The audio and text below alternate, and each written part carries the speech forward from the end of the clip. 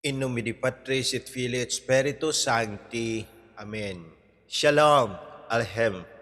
Magandang umaga sa ating lahat, sa anumang panig ng buong mundo, mga nakikinig at nanonood ngayon. Atin naman pakinggan ang mabuting balita ng Panginoon ayon kay San Juan. Glory to you, Lord Jesus Christ. Noong panahong iyon, ang mga Hudiyo'y kumuha ng bato upang batuhin si Jesus. Kaya't sinabi sa kanila ni Jesus, "Maraming mabubuting gawa mula sa Ama ang ipinakita ko sa inyo. Alin ba sa mga ito ang dahilan at ako'y inyong babatuhin?" Sinagot siya ng mga Hudiyo, "Hindi dahil sa mabuting gawa kaya ka namin babatuhin, kundi dahil sa paglapastangan mo sa Diyos, sapagkat nagpapanggap kang Diyos, gayong tao ka lang." Tumugon si Jesus, "Hindi ba nakasulat sa inyong kautusan? Sinabi ko, mga Diyos kayo, mga Diyos ang tawag ng kautusan sa mga pinagkatiwalaan ng salita ng Diyos. At hindi maaring tanggihan ang sinasabi ng kasulatan. Ako'y hinihirang at sinugo ng Ama.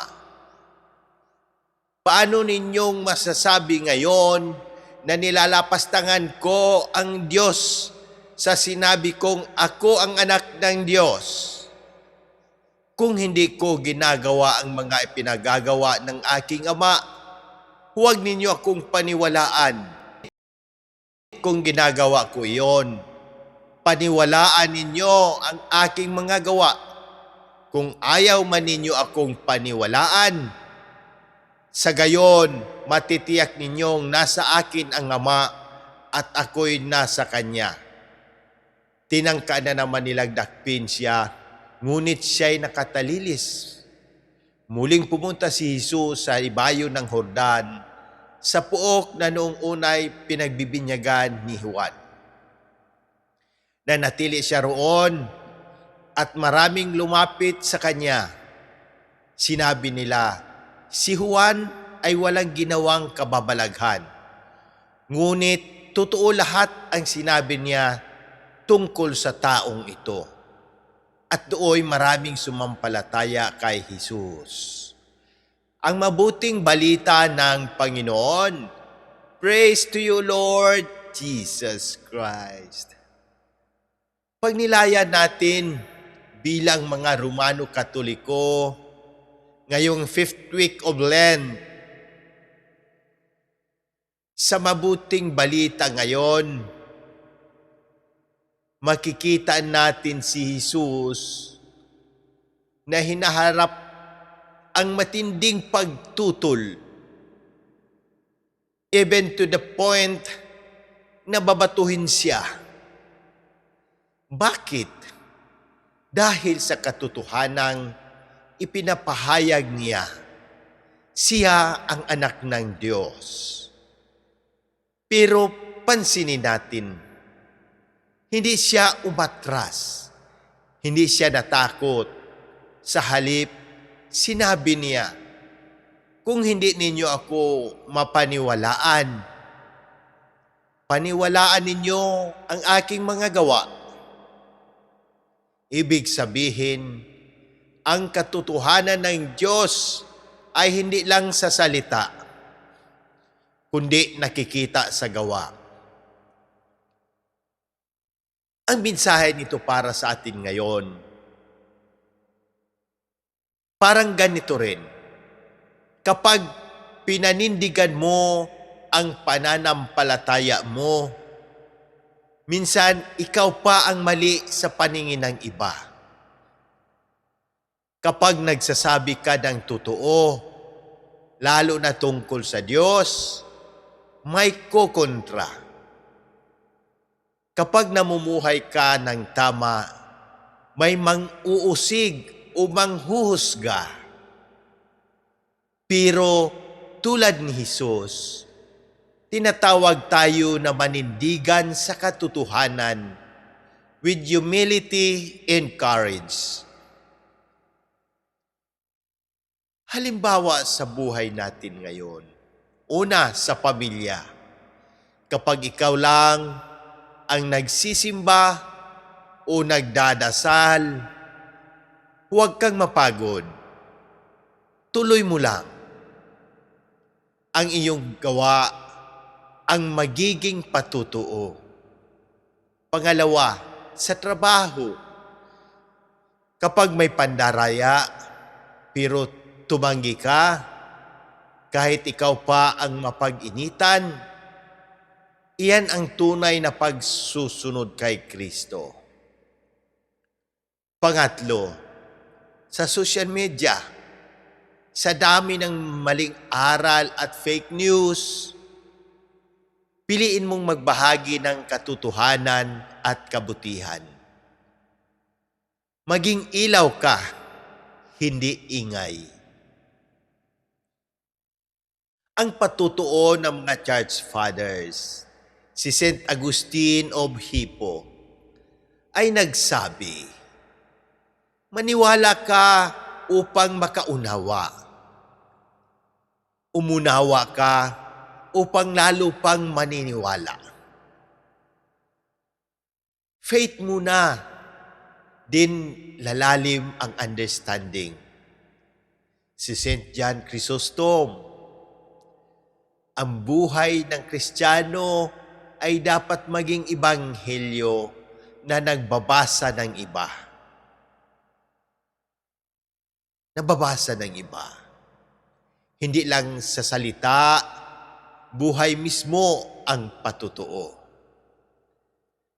Si St. Ignatius of Antioch, mas mabuti pang maging Kristiyano sa gawa kaysa sa pangalan lamang. Ano ang dapat nating gawin bilang mga Romano Katoliko? Manindigan sa pananampalataya kahit mahirap. Mamuhay ayon sa aral ni Kristo, hindi lang sa salita. Magtiwala sa Diyos, lalo na sa gitna ng pagsubok. Magdasal at mag-alay ng sakripisyo para sa iba. Magpatuloy sa sakramento ng kumpisal, Eucharistia. Manalangin tayo. Amang mapagmahal, sa pamamagitan ng iyong anak na si Jesus, kami po ay lumalapit na may buong tiwala. Ipinapanalangin namin ang kagalingang pisikal, emosyonal, at it's spiritual ng aming mga kapatid na may karamdaman.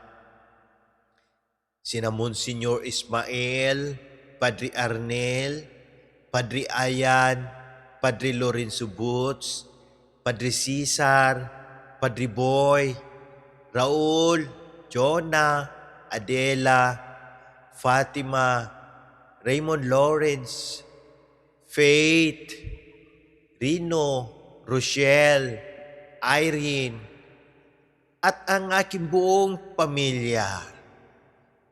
At lahat ng nakababasa, nakikinig at nanonood nito. Hawakan mo sila, Panginoon. Ipadama mo ang inyong kagalingan at kapayapaan.